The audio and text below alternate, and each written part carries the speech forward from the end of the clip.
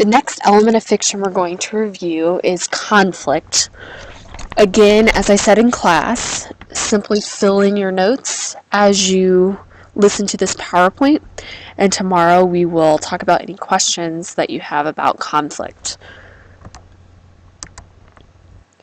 To begin, the main definition of conflict that you should be familiar with is that it is the struggle within the plot between opposing forces. And there are two main characters that are typically involved in the conflict of a story. The first character is called the protagonist, and this is the main character of the story, and it's typically the character who we as readers sympathize with and have the most interest in. So, in other words, who we care about in the story. The second character who is involved with the conflict in a story is called the antagonist. And this character is the force or collection of forces or another character in the story who opposes the protagonist and therefore stirs up the conflict and creates a greater conflict in the story. There are two main types of conflict, external and internal. The first one we'll talk about is external. The external conflict in a story takes place outside of the body of the character. The first external conflict is man versus man, and this is the struggle between two or more characters in the story. And the one question that you can use to analyze man versus man conflict in a story is, what are our responsibilities to each other? So looking at which characters are responsible for one another and how they oppose each other in that way. The second type of external conflict is man versus society. And a society could be a community or a city, but it could also mean a certain culture or a certain gang or world. It doesn't just have to be a community of people. And so the man versus society conflict is the struggle between the protagonist and some sort of element of government or culture or a mob, etc.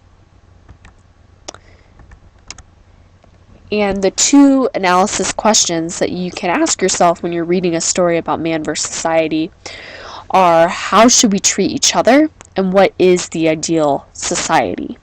So how does the protagonist react to or oppose the society in which he or she is involved in?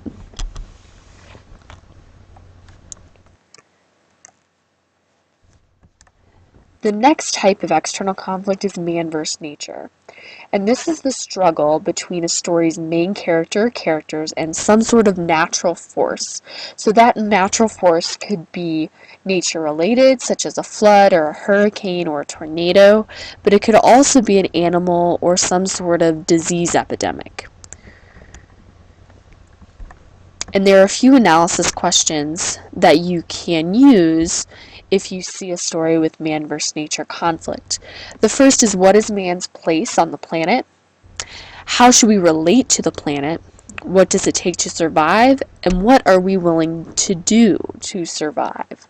So these are all questions that would help us analyze a man versus nature conflict. And the last type of external conflict is man versus the supernatural. And this is the struggle between the protagonist and someone who is not a normal human being. So this could be some sort of god or goddess, an animal such as a vampire, werewolf, witch, anything that does not have normal human powers. And the main question with this external conflict is, what is man struggling against that has those unnatural characteristics? And oftentimes you'll see the fate versus free will theme in these types of stories with man versus supernatural conflict. The last type of conflict is internal. And this is the conflict that takes place inside of the character's body or mind. And there's only one type of internal conflict, and that is man versus the self. And this is the struggle within a character. So that character might be trying to make a tough decision or struggling to overcome some sort of fear or have an addiction or emotional damage or some other crippling issue that only that character is dealing with, and it's affecting no one else outside the character. The struggle is simply within one character. And that ends your conflict notes. Tomorrow in class, we'll go over any questions that you have and also some other examples that we'll share out in class tomorrow. Have a great evening, and we will see you tomorrow.